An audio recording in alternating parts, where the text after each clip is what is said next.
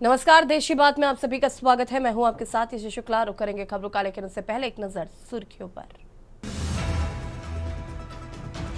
शुक्रवार को कर्नाटक व गोवा के दौरे पर जाएंगे पीएम मोदी। जनसभा को करेंगे संबोधित। यूपी में फाजिल नगर का नाम बदलकर अब किया जाएगा पावन नगरी। सीएम योगी ने मंच से की घोषणा। बाराबंकी में रेलिंग तोड़ते हुए रेलवे ट्रैक पर गिरा मोरंग लदा डंपर, हिल गई गरीब रथ एक्सप्रेस।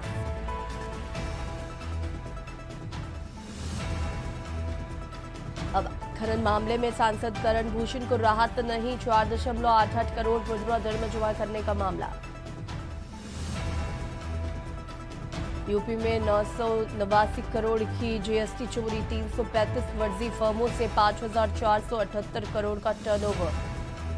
लखनऊ में तेंदुए की दहशत, वन विभाग ने लगाए ट्रैप कैमरे। 6 टीमें कर रही कॉम्बिंग, घरों में कैद 10 गांव के लोग। आप देख रहे हैं के न्यूज, खबरों का सारथी। और मुंबई से खबर आपको बता देते हैं, हेमा मालिनी ने की इमोशनल पोस्ट। मुंबई से खबर, पति धर्मेंद्र की मौत के 3 दिन बाद उन्होंने पोस्ट किया और लिखा कि वो एक अच्छे पिता थे, पति रहे, सारे रिश्तों को साथ लेकर चलने वाले थे। हेमा मालिनी ने धर्मेंद्र की उपलब्धियां याद की और धर्मेंद्र को यूनिक आइकन बताया। धर्मेंद्र की खाली जगह कभी भर नहीं पाएगी।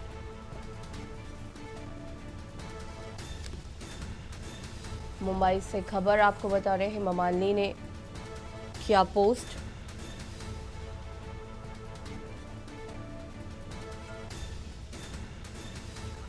पति धर्मेंद्र को किया याद, धर्मेंद्र को यूनिक आइकन बताया।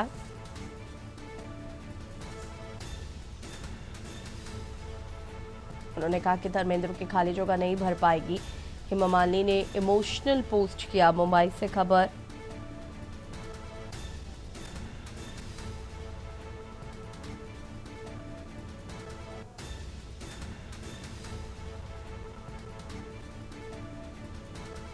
सारे रिश्तों को साथ लेकर चलने वाले थे धर्मेंद्र।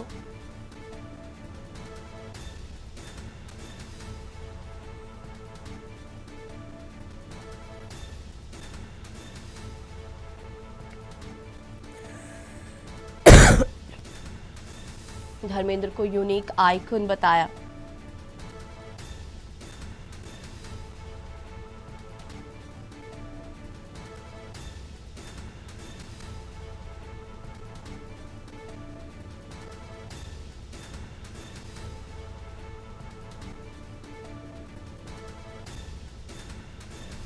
और ये पोस्ट किया है हेमा मालिनी ने। धर्मेंद्र की मौत के 3 दिन बाद उनका ये पोस्ट आया है।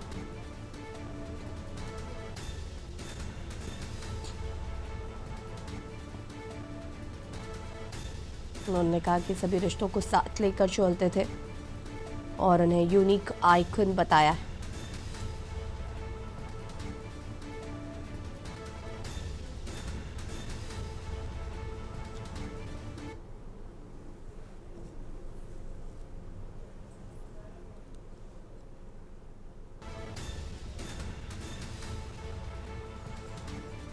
अभिनेता धर्मेंद्र की मौत के 3 दिन बाद पत्नी हेमा मालिनी ने किया पोस्ट।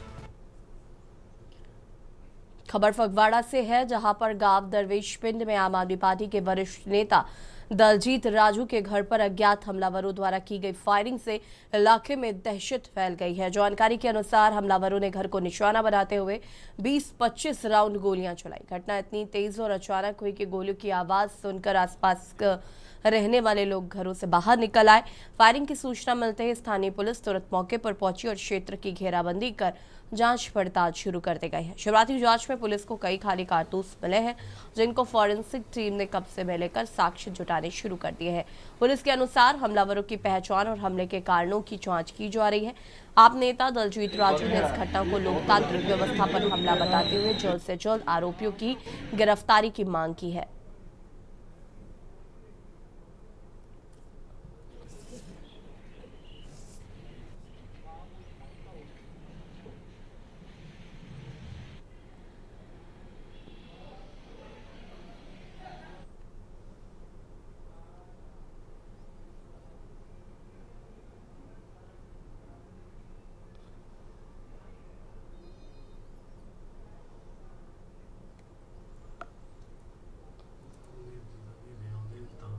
चिट्टे कुर्ते पजामे वाला ना ਉਹਦੇ ਗੋਲੀਆਂ ਚੱਲਦੀਆਂ ਸੀ ਉਹਦੇ ਲਾਲ ਵਾਲੀ ਦੀਆਂ ਚੱਲੀਆਂ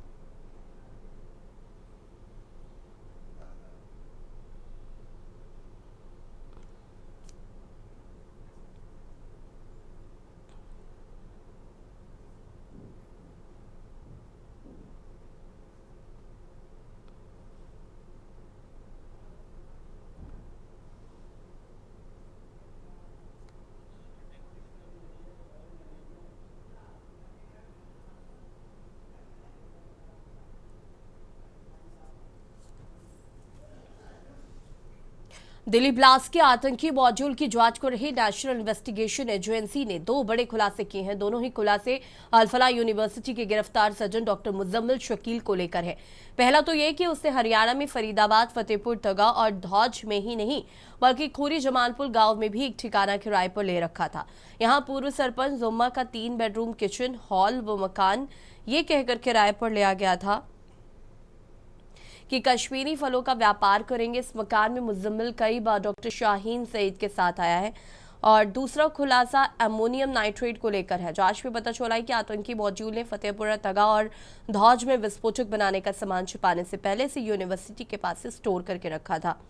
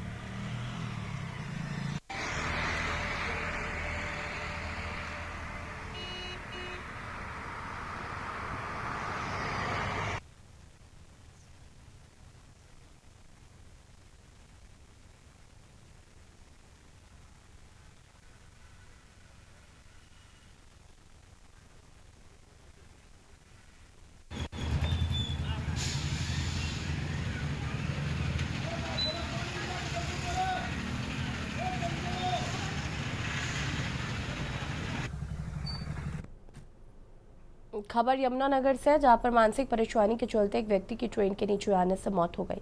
राजकीय रेलवे पुलिस को सूचना मिलने पर मौके पर पहुंचकर शव को कब्जे में लेकर जांच शुरू कर दी गई है।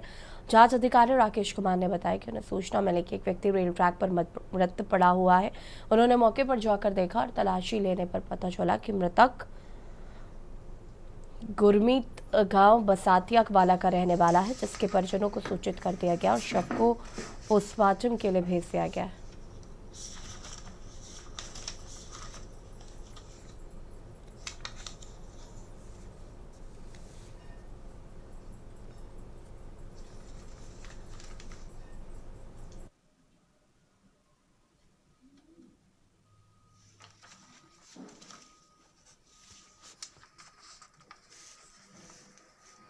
क्या नाम है सर?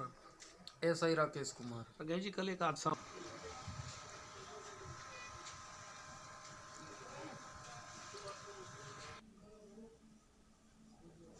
जिसके भी यहाँ पर हमने पड़ोस के गांव में संपर्क किया, जहां से परिजनों तक सूचना भिजवाई गई। आज सुबह समय करीब 9 बजे के आसपास मृतक का बड़ा भाई जगदेव सिंह व उसका भतीजा रजत कुमार अन्य पारिवारिक सदस्यों के साथ हमारे पास मौके पर पहुंचे, जिन्होंने डेड बॉडी को देखकर व डेड बॉडी की फोटो को देखकर मृतक की शिनाख्त मृतक गुरमीत सिंह पुत्र सरदाराम के रूप में शनाख्त किया। परिजनों का वैसे क्या कहना कि बाल बच्चे था शादीशुदा था? ये कुंवारा था सर, बचपन से ही इसकी एक टांग पोलियोग्रस्त थी। खबर रेवाड़ी से, जहां पर रोहतक में बास्केटबॉल का पोल गिरने से खिलाड़ी की मौत के बाद से खेल विभाग ने जिलों के खेल मैदानों में बास्केटबॉल पोल की जांच के निर्देश दिए हैं। रेवाड़ी में भी बास्केटबॉल पोल की हालत अच्छी नहीं है। स्टेडियम में 2 साल पहले पोल पर पेंट आदि करवाया गया था। बास्केटबॉल पोल पर खिलाड़ी अभ्यास करने के लिए मजबूर है। फुटबॉल कोच चरण सिंह ने बताया कि खेल परिसर की जांच समय समय पर की जाती है और जो भी रिक्वायरमेंट होती है उन्हें लेकर भेज दिया जाता है। स्टेडियम में सबसे बड़ी कमी कोच की है। अधिकांश गेम कोच के ना होने के कारण चलते यहाँ खिलाड़ी अभ्यास नहीं कर पा रहे हैं।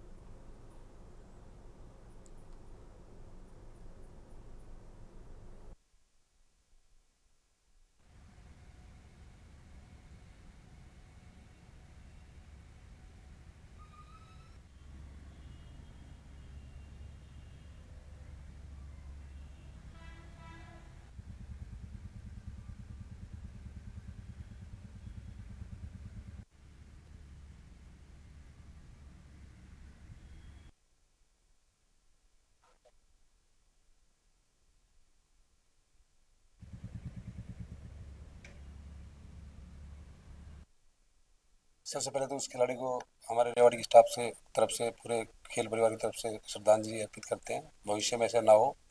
और हमारे इस रावतुला स्टेडियम और रेवाड़ी में स्थित बाकी राजीव गांधी और खेल स्टेडियम में जितने भी हमारे प्ले फील्ड है, खास करके बास्केटबॉल, वॉलीबॉल और फुटबॉल, तो उन सभी के लिए हमने एक आदेश जारी करती है कि आप अपने अपने चेक करके देख लें कि किसी की कोई पोल की जर्जर हालत तो नहीं है। लेकिन हमारे सभी पोल दुरुस्त हैं और हमारे सभी कोचेज वहाँ पर तैनात हैं। इसके साथ साथ राव तुलाराम स्टेडियम में आपने देखा होगा, यहाँ दोनों के दोनों बास्केटबॉल कोर्ट बिल्कुल नए पोल लगे हुए हैं और ठीक है, सिंथेटिक ट्रैक बन रहा है। फरीदाबाद में तेज रफ्तार का कहर देखा गया। स्विफ्ट और स्कॉर्पियो की टक्कर हो गई, जिसमें एक की मौत हो गई है। 3 लोग गंभीर रूप से घायल बताए जा रहे हैं। मामला फरीदाबाद का है, जहां पर इन दोनों गाड़ियों की हालत को देखकर लोग हैरान हैं। फिलहाल पुलिस ने मामला दर्ज कर लिया है और जांच की बात की जा रही है। इन गाड़ियों की हालत को देखकर आसानी से अंदाजा लगाया जा सकता है कि गाड़ियों की स्पीड कितनी तेज रही होगी। टक्कर इतनी जबरदस्त थी कि दोनों गाड़ियों के पुर्जे पुर्जे बिखर गए। वहीं फुटपाथ पर लगी रेलिंग भी बुरी तरह से टूट गई है। पुलिस के मुताबिक रात करीब 1:20 पर उन्हें सूचना मिली। जब वो मौके पर पहुंचे तो देखा कि स्कॉर्पियो स्विफ्ट गाड़ी में टक्कर हो गई है।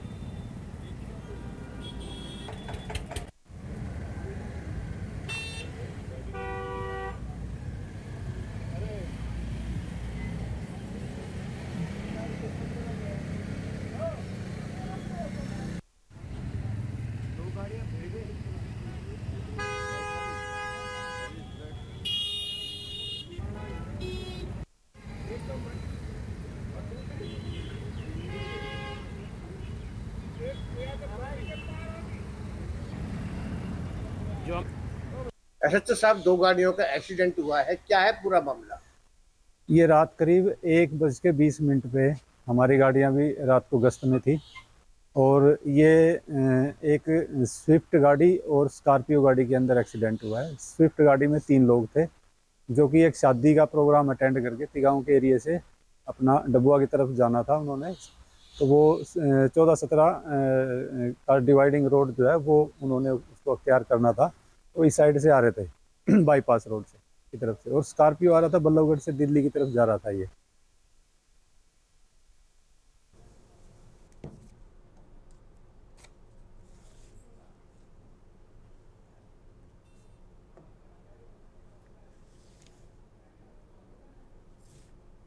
आगरा से खबर जहां पर प्रेमी ने रची प्रेमिका के पति की हत्या की साजिश, 10,000 रुपए में दी थी मृतक की हत्या की सुपारी।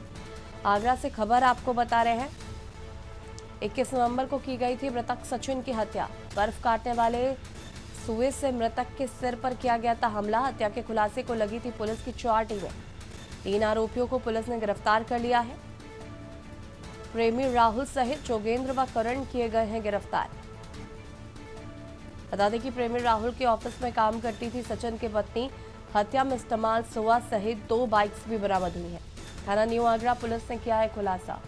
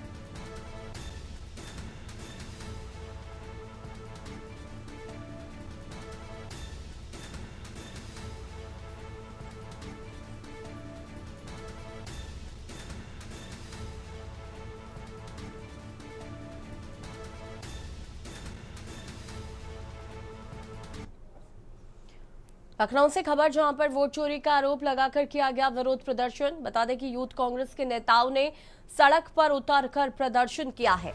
चुनाव आयोग के राज्य कार्यालय जा रहे कांग्रेसी रोके गए। घेराव करने जा रहे कांग्रेसियों को पुलिस ने पहले ही रोका।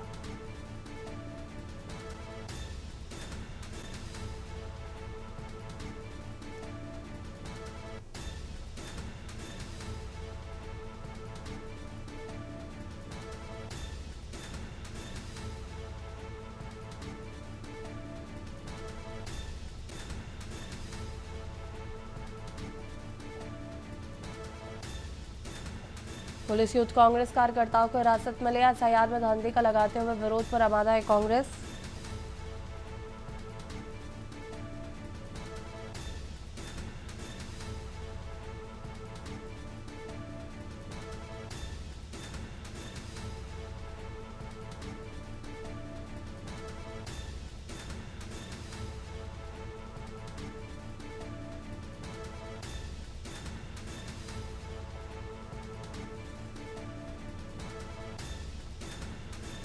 प्रदर्शन के ऐलान के मद्देनजर पहले से तैनात रही पुलिस।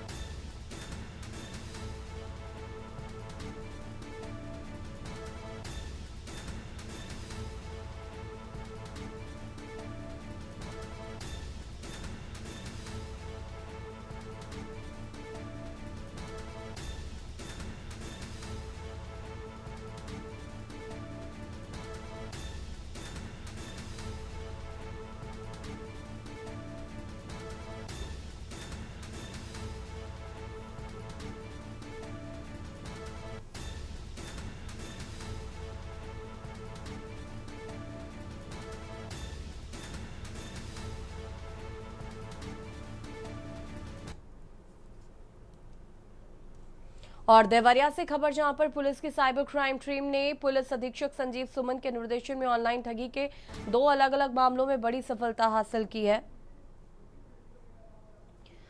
साइबर क्राइम सेल की प्रभावशाली कार्रवाई प्रभारी निरीक्षक अनिल कुमार, कंप्यूटर ऑपरेटर शिवमंगल यादव तथा आरक्षी दीपक कुमार, विजय राय और पूर्णिमा चौधरी की संयुक्त टीम ने की। आपको बता दें कि पहला मामला थाना सरौली क्षेत्र के बौसबार पैदा निवासी ज्ञानचंद यादव का है, जिससे मिनरल वाटर की फ्रेंचाइजी दिलाने के नाम पर 30 लाख रुपए की ऑनलाइन ठगी की थी। वहीं दूसरा मामला देवरिया खास निवासी सुमन कुशवाहा से ऑनलाइन कैमरा बुकिंग के बहाने 44,000 रुपए ठगे गए थे और दोनों मामलों में साइबर टीम ने तत्काल कार्रवाई करते हुए संपूर्ण धनराशि नियमानुसार पीड़ितों के बैंक खातों में वापस जमा करा दी।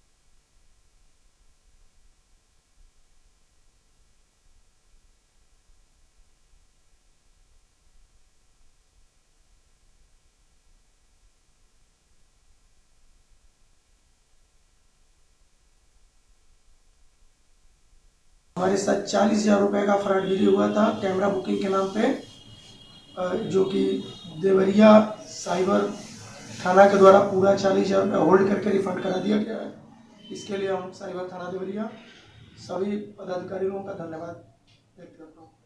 हमारे साथ फ्रेंचाइजी के नाम पे 30 लाख रुपया ठगी हुआ था। वो बहुत मेहनत की है साइबर क्राइम देवरिया और यहाँ का कोर्ट भी, तो अभी रिफंड आ गया पैसा हमारा। बहुत बहुत धन्यवाद साइबर क्राइम और देवरिया पुलिस। और सरौली क्षेत्र के रहने वाले व्यापारी श्री ज्ञानचंद यादव से मिनरल वाटर की फ्रेंचाइजी देने के नाम पर 30 लाख रुपए की ठगी हुई थी। साइबर क्राइम टीम देवरिया द्वारा त्वरित कार्रवाई करते हुए धोखाधड़ी के पूरे 30 लाख रुपए पीड़ित के बैंक खाते में नियमानुसार वापस कराया गया है। इस मामले में आरोपी के खिलाफ अग्रिम विधिक कार्रवाई प्रचलित है। खबर बुलंदशहर से है, जहां पर थाना पासू क्षेत्र के गांव खेड़ा में तेंदुए को लेकर हुए वायरल वीडियो के मामले में वन विभाग की टीम मौके पर पहुंची। वन विभाग की टीम ने मौके पर पहुंचकर बारीकी से जांच की, लेकिन नहीं मिले तेंदुए के कोई भी पैरों के निशान। वन विभाग के सियादत सिंह ने बताया कि वायरल वीडियो में एक वीडियो बिजनौर जिले का बताया जा रहा है, साथ ही दूसरे वीडियो की अभी जाँच की जा रही है।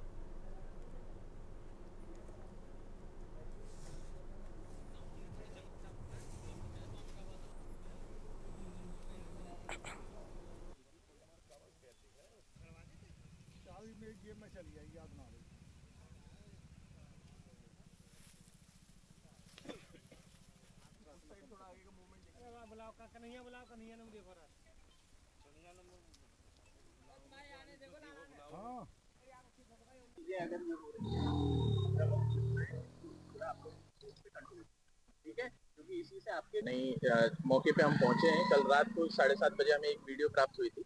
उस वीडियो को अच्छी तरीके से देखा गया, जाना गया और मौके पे हमने आके देखा तो यहाँ कोई पगमास आइडेंटिफाइड नहीं है, कोई तेंदुआ यहाँ पे नहीं है, बिकॉज ये बॉर्डर गाँव है अलीगढ़ और बुलंदशहर का। और जिसने वीडियो बनाई है उसके द्वारा कहा जा रहा है कि वो कल कार्यालय में आएगा ताकि हम उसकी पुष्टि कर पाएँ कि ये AI वीडियो तो नहीं है, फेक वीडियो तो नहीं है, जो दूसरी वीडियो है, एक वीडियो हमारे पास और आई थी जो गन्ने के खेत की थी, वो बिजनौर की वीडियो है। और ये वीडियो और इस तरीके का कोई भी हमारे द्वारा किसी भी टीम के द्वारा पगमार्क्स कोई आइडेंटिफाइड नहीं है। और यहाँ रुकेंगे छोटे से ब्रेक के लिए, जो हाजिर होते हैं। ब्रेक के बाद आपका स्वागत है। मैं हूं आरिश अजहर आपके साथ। देश की बात में आपका स्वागत है। और खबर संभल से है, जहां 1978 के दंगे से जुड़े एक पुराने हत्याकांड का मामला एक बार फिर सुर्खियों में आ गया है। पीड़ित कपिल रस्तोगी ने जिलाधिकारी को तहरीर देकर अपने स्वर्गीय दादा सुभान चंद्र रस्तोगी की मौत की दोबारा जांच की मांग की। कपिल का आरोप है कि 1978 के दंगे के दौरान दबंगों ने निर्माण विवाद को लेकर उनके दादा को घर से घसीटते हुए बेरहमी से पीटा, जिसके बाद उनकी हत्या कर शव को गांव के कुएं में फेंक दिया गया था। कपिल के अनुसार उस समय नखासा थाना क्षेत्र में धारा 136, 78, 302 और 201 आईपीसी के तहत मामला दर्ज हुआ था, लेकिन राजनीतिक दबाव और प्रभावी लोगों की साजिश के कारण जांच को जानबूझकर कमजोर कर दिया गया। परिवार के धमकाकर चुप रहने पर मजबूर किया। पुलिस रिपोर्ट में भी अदालत सही रूप से में नहीं पहुंचने दी गई और कपिल का कहना है कि उनके दादा की हत्या करने वालों को संरक्षण मिलता रहा। तो जिलाधिकारी ने कुएं का निरीक्षण कराया।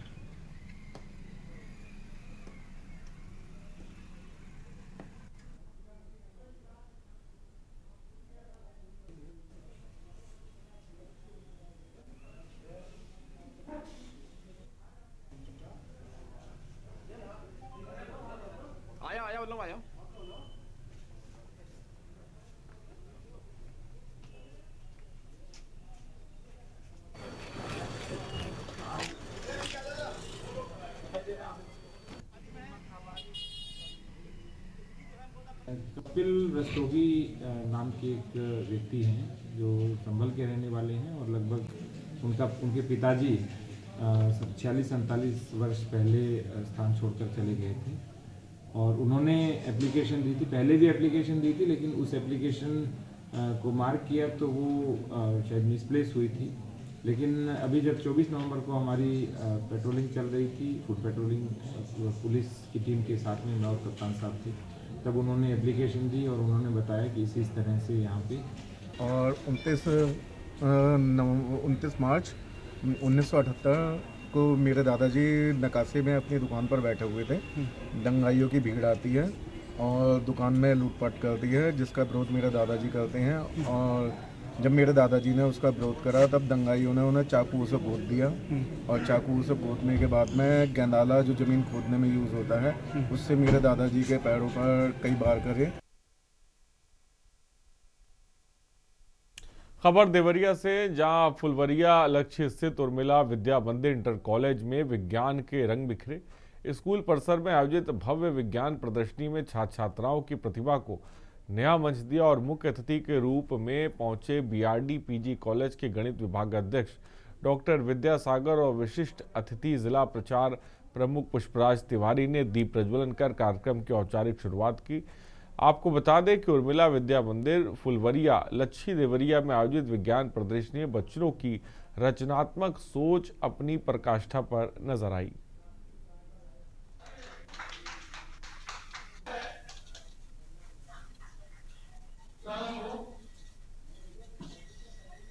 शुभं करोतु कल्याणं वस्तुते दीपो ज्योति ब्रह्मा।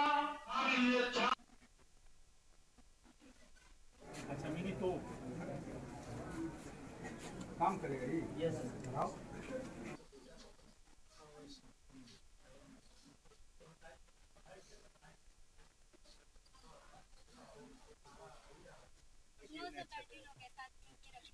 विज्ञान प्रदर्शनी देखने के बाद ये अनुभव हुआ, ये फील हुआ कि बच्चे उम्मीद से ज़्यादा अच्छा हैं और थोड़ा सा इनको प्रोत्साहन मिले, थोड़ा सा गाइडलाइन मिले तो ये बच्चे आगे चल के बहुत ही अच्छा करेंगे और निस्संदेह हमारे देश में जो वैज्ञानिकों की एक टीम है उसमें शामिल होंगे।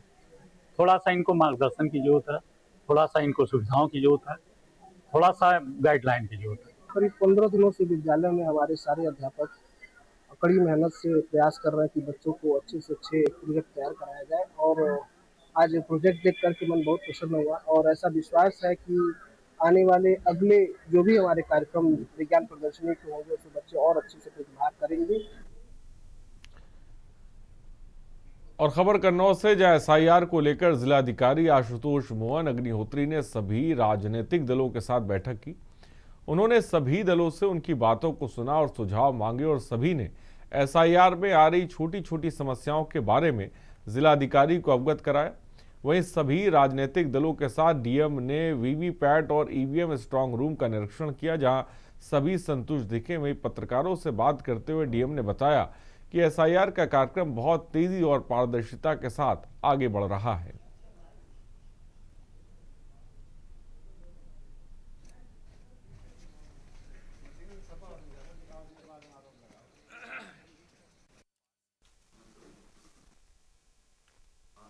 केवल ये फॉर्म जो हैं जितने भी हैं सबके डिजिटाइज होंगे।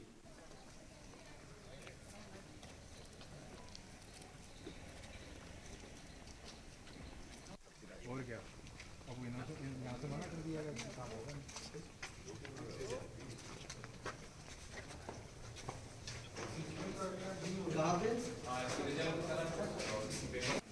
हम कहा देखा है, आप देखो तो आप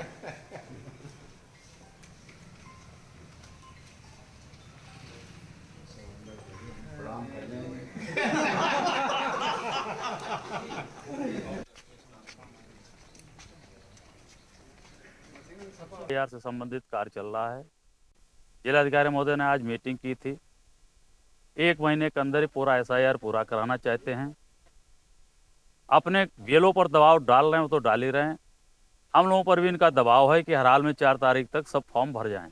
आज हम लोगों ने विशेष प्रगाढ़ पुनरीक्षण के संबंध में राजनीतिक दलों के साथ बैठक की है। इसमें जो मुख्य दल थे सभी लोग पार्टिसिपेट किए हैं। उनको पुनरीक्षण कार्यक्रम के बारे में विस्तारपूर्वक जानकारी दी गई। जनपद कन्नौज में अब तक की प्रगति के बारे में भी जानकारी दी गई।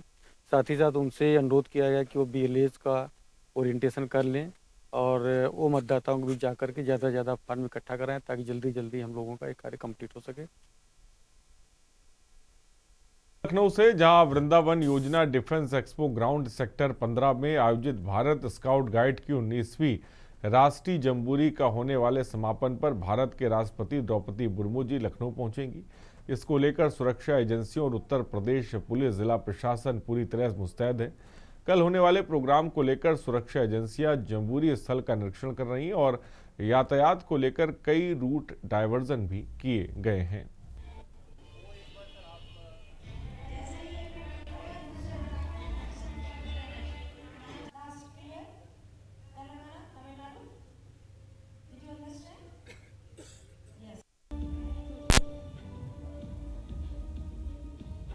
राजधानी लखनऊ के वृंदावन योजना में चल रहे जम्बूरी को शुभारंभ जो 23 से 29 तक हुआ था, कल राष्ट्रपति द्रौपदी मुर्मू जी यहां पर आ रही हैं। उनकी सुरक्षा व्यवस्था को लेकर के यहां पे सुरक्षा एजेंसियां पूरी तरह से मुस्तैद हैं। अभी लखनऊ डीएम और पुलिस के आला अधिकारी यहां पर सुरक्षा व्यवस्था का जायजा ले रहे हैं। दिखा सकते हैं कि जिस तरह से यहाँ पे लखनऊ डीएम पूरी तरह से पुलिस और सुरक्षा एजेंसियों से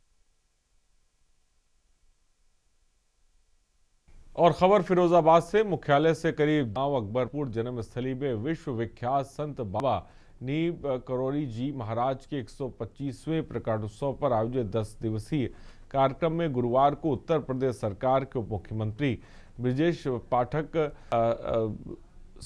सप्तनीक पहुंचे। उप मुख्यमंत्री के जन्मस्थल पर आयोजित कार्यक्रम में कॉफी टेबल बुक का अनावरण करते हुए कहा गया कि पूज्य संत बाबा नीम करोली महाराज पूरी देश दुनिया के विख्यात संत थे। हनुमान जी का अवतारी माना जाता था और उनका जीवन समाज के गरीबों के दुख और संकटों को दूर कर नया मार्गदर्शन प्राप्त करने के लिए याद किया जाता है। उनके आशीर्वाद से एप्पल के मालिक स्टीव जॉब्स को भी नया मार्ग मिला जो आज विश्व में नंबर 1 है। मुगल शासकों ने जो सनातन संस्कृति को आघात पहुंचाने का काम किया, बाबा के आशीर्वाद से देश में सनातन संस्कृति और मजबूत हो रही है।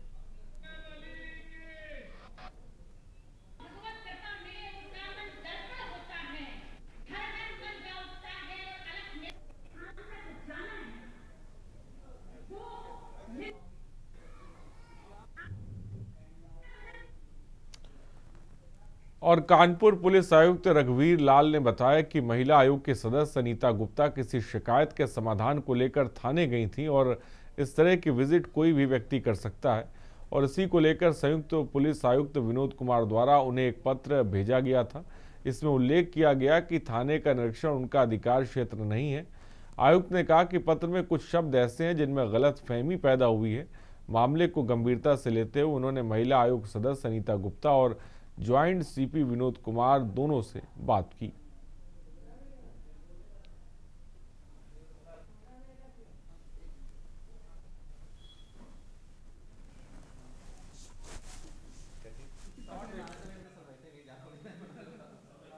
आपका काम हो गया ना?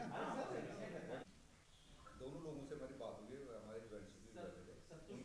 हुई, हमारे ज्वाइंट सीपी साहब से मैंने बात करी है, तो उन्होंने अपना स्पष्ट करा है कि महिला आयोग की माननीय सदस्य ये थाने पे गई थी और जो मेरे को बताया गया निरीक्षण के बारे में बताया गया।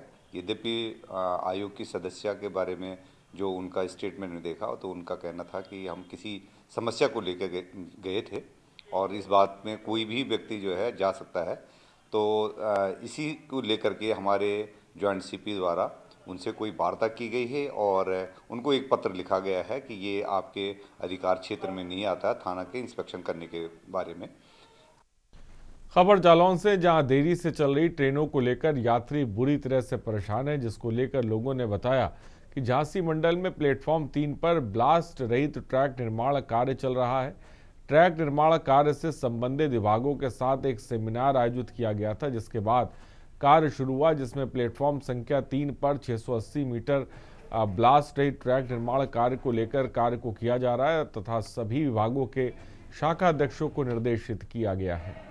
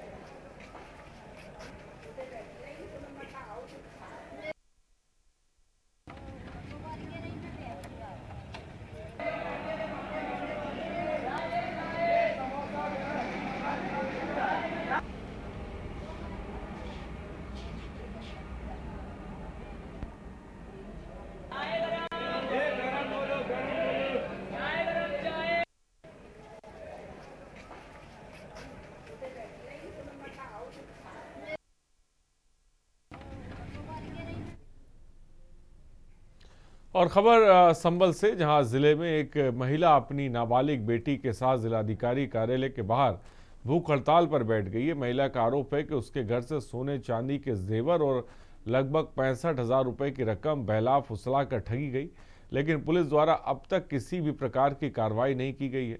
पीड़िता के अनुसार उसकी बेटी की सहेली खुशी और उसकी मां सोनी घर आई और विश्वास में लेकर जेवर और नकदी अपने साथ ले गई। जब महिला ने रकम और जेवर वापस मांगे तो 1 वर्ष के बाद लौटाने का आश्वासन दिया, जिसको लेकर परिवार के लोग, महिला और नाबालिग बेटी भूख हड़ताल पर हैं।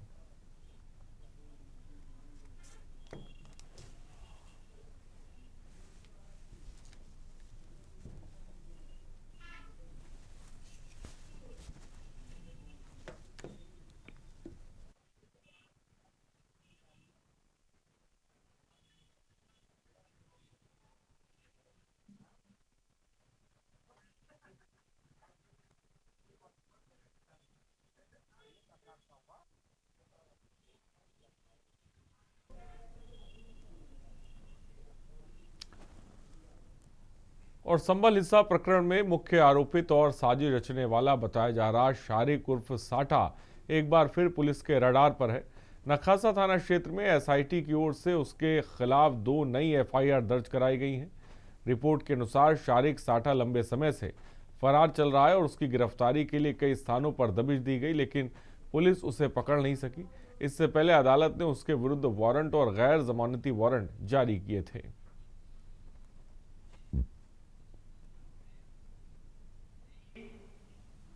और बिलाल आदि की हत्याओं के संबंध में अन्य साथियों के साथ प्रकाश में आया। ये अभियुक्त लगातार दबिश और तलाश के बावजूद फरार चल रहा है। इसकी गिरफ्तारी हेतु माननीय न्यायालय द्वारा वारंट जारी किया गया था।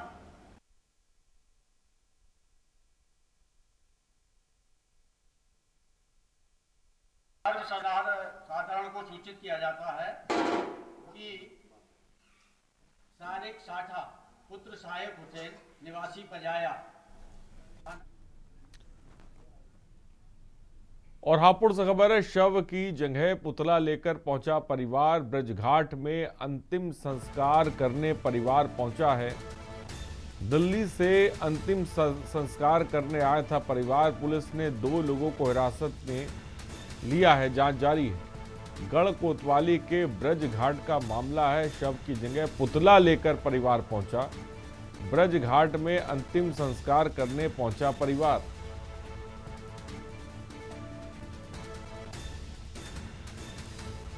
खबर इस वक्त आपको बता रही है।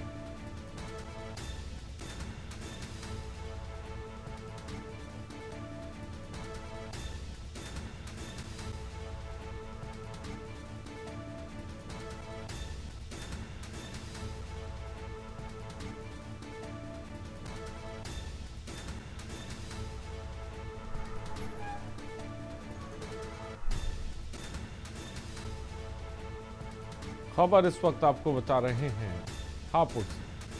आप देख सकते हैं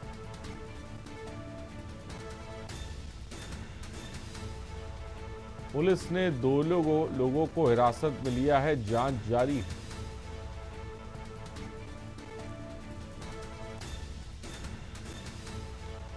शव की जगह पुतला लेकर परिवार पहुंचा। तस्वीरें आप देख सकते हैं, हैरत अंगेज खबर है हापुड़ से।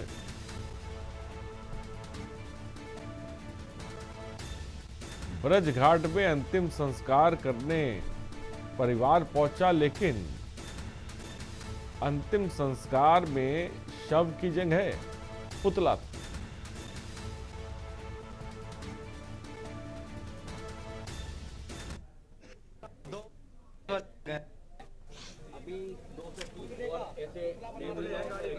और अनुज चौधरी हमारे संवाददाता इस खबर पर अधिक जानकारी के साथ जुड़ रहे हैं। अनुज, हापुड़ में हैरत अंगेज खबर देखने को मिल रही है, जहां अंतिम संस्कार करने परिवार तो पहुंचा, लेकिन शव की जगह पुतला था। क्या खबर है, विस्तार से बताएं।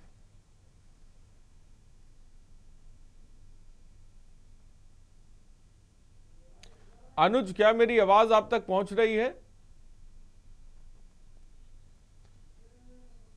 अनुज, क्या मुझे सुन पा रहे हैं आप? तो शायद मुझे लग रहा है कि अनुज तक हमारी आवाज नहीं पहुंच पा रही। हम जुड़ने की कोशिश करेंगे। और फिलहाल हापुड़ से खबर आपको बता रहे हैं, शव की जगह पुतला लेकर परिवार पहुंचा है। ब्रजघाट में अंतिम संस्कार करने ये परिवार पहुंचा, लेकिन शव की जगह पुतला दिखाई पड़ा। तस्वीरें आप देख सकते हैं। दिल्ली से अंतिम संस्कार करने के लिए परिवार आया था। ब्रजघाट में अंतिम संस्कार करने परिवार पहुंचा है। सवाल बड़ा है कि पुतला लाने का मकसद आखिर परिवार का क्या था। हापुड़ से खबर आपको बता रहे हैं। और दिल्ली से अंतिम संस्कार करने के लिए परिवार पहुंचा था।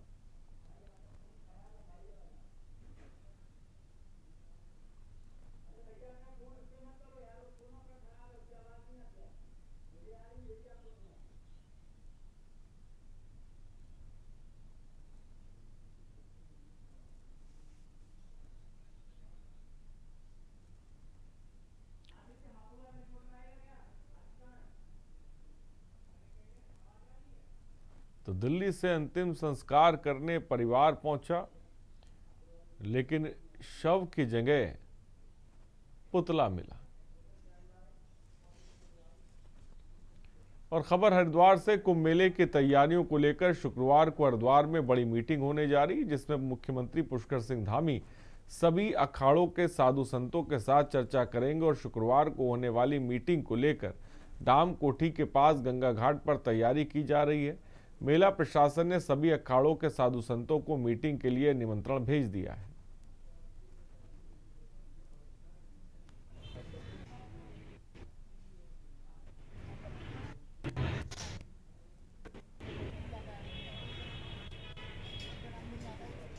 हमारे द्वारा यहाँ पे जो बैठक आयोजित की गई है समस्त अखाड़ों के साथ, तो उसी के क्रम में आज यहाँ पे तैयारियाँ चल रही हैं और बैठक होगी और बैठक के बाद जो उस पर चर्चाएं होंगी, यही प्रोग्राम है जी। माननीय मुख्यमंत्री जी होंगे, यहाँ के जो कुछ जनप्रतिनिधिगण हैं वो रहेंगे, अधिकारी रहेंगे और जो हमारे 13 अखाड़े हैं वहाँ उनके यहाँ से प्रतिनिधि। खबर हरिद्वार से, जहां जानलेवा चाइनीज मांझे पर रोक लगाने की मांग एक बार फिर तेज है। महानगर व्यापार मंडल के जिला अध्यक्ष सुनील सेठी के नेतृत्व में प्रतिनिधिमंडल ने सिटी मजिस्ट्रेट को ज्ञापन सौंपा और उस दौरान प्रदर्शनकारियों ने कहा कि प्रतिबंध के बावजूद मांझा बिक्री पूरी तरह से बंद नहीं होता है। इससे हर साल पतंगबाजी के सीजन में मांझा बेकसूरों की जान का दुश्मन बनता है। प्रतिनिधिमंडल ने खतरनाक मांझे के निर्माता, सप्लायर और भंडारण करने वालों पर हत्या प्रयास जैसे गंभीर धाराओं में मुकदमा दर्ज करने की मांग की।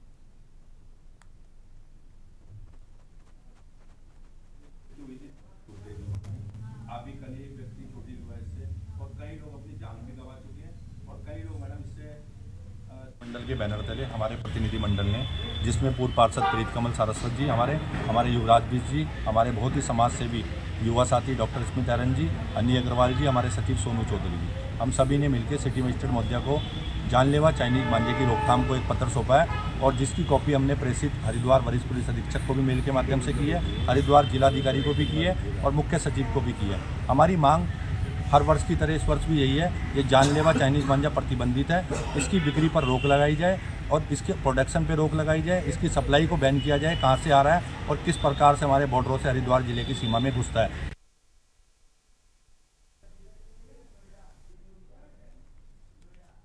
और सीधे आपको नोएडा लेके चलते हैं, जहां पर मुख्यमंत्री योगी आदित्यनाथ संबोधित कर रहे हैं। ये शुभारंभ के अवसर पर डॉक्टर नरेश त्रिहन और उनके पूरे मेदांता परिवार को हृदय से बधाई देता हूं। गौतम बुद्ध नगर एनसीआर से जुड़े हुए उन सभी नागरिकों को हृदय से बधाई देते हुए आप सबका मैं अभिनंदन करता हूं कि आज हम सब यहां पर एक साथ न केवल क्वालिटी हेल्थ सर्विसेज का एक बेहतरीन सेंटर दे रहे हैं, बल्कि यह अपने आप में एक सुपर स्पेशलिटी हॉस्पिटल ही नहीं, बल्कि एक छत के नीचे ढेर सारे एम्प्लॉयमेंट को भी और एक बड़े इन्वेस्टमेंट को भी उत्तर प्रदेश को दे रहा है। इसके लिए मैं डॉक्टर नरेश त्रिहन और उनकी पूरी टीम को हृदय से धन्यवाद देता हूं। नाम ही काफी है और हम सबको इस बात को ध्यान में रखना होगा कि जब भी हम अपने परिश्रम से, अपने प्रयास से एक सही दिशा को चुनते हैं तो उसके परिणाम भी अच्छे आते हैं। अच्छे प्रयास वह आपके नाम के साथ एक ब्रांड बन जाती है। जैसे बेहतरीन हेल्थ सर्विसेज के मामले में, क्वालिटी हेल्थ सर्विसेज के मामले में आज मेदांता देश के अंदर एक ब्रांड बना है। हमने देखा है मेदांता गुड़गांव के बाद लखनऊ में जब मेदांता का शुभारंभ होना था, लोग हमसे पूछते थे क्या ये यहां पे चल पाएगा। हमें तब भी कोई संदेह नहीं था और शुभारंभ होने के साथ ही मेदांता लखनऊ ने वहां पे अपनी बेहतरीन सेवा से आज वहां पर एक अपनी पहचान बनाई है। कोविड कालखंड के दौरान वह हॉस्पिटल वहां पर उत्तर प्रदेश वासियों के लिए बहुत उपयोगी साबित हुआ और आज भी अपनी सेवाएं वहां पे प्रदान कर रहा है। और अब एनसीआर में हम सब के लिए एक नया हॉस्पिटल, खासतौर पर हमारा जो वेस्टर्न यूपी था, जहां पे बहुत दिनों से मांग होती थी कि और भी अच्छे हॉस्पिटल्स आने चाहिए, और उस अभियान के क्रम में आज यहां पे हम लोग नोएडा के अंदर मेदांता नोएडा के इस हॉस्पिटल का यहां पर शुभारंभ कर रहे हैं, जिसमें अभी मैंने यहां की सुविधाओं को देखा है। एक लघु वीडियो फिल्म के माध्यम से भी हम लोगों ने देखा है कि किस किस प्रकार की सर्विसेज यह आज के दिन पे दे रहा है। मित्रों, आज दुनिया काफी आगे बढ़ चुकी है और आज की मांग के अनुरूप हम अपने आप को बेहतरीन हेल्थ सर्विसेज में पीछे नहीं रख सकते। आज से 10 वर्ष पहले एक गरीब के लिए अपना उपचार कराना एक कठिन कार्य होता था, बहुत कठिन और जोखिम भरा होता था। उपचार नहीं करा सकता था। अगर कोई व्यक्ति बीमार हो गया, किसी को कैंसर हो गया, किसी की किडनी खराब हो गई, किसी को लीवर सिरोसिस हो गया, किसी को बाईपास सर्जरी करवाना है किसी गरीब को, उसके लिए बहुत कठिन होता था कि वह इन सब कार्यों को कर सकेगा। उसके पास उसकी सामर्थ्य नहीं होती थी। वो अपनी प्रॉपर्टी बेचता था, परिवार की महिलाओं के जेवर को कहीं पर गिरवी रखता था, और फिर हमारे पास भी सिफारिश आती थी कि तो नेपाल में माफ कीजिएगा, नोएडा में मुख्यमंत्री योगी आदित्यनाथ हैं, जनसभा को संबोधित कर रहे थे। फिलहाल देश की बात में इतना ही। बने रहिए हमारे साथ। नमस्कार।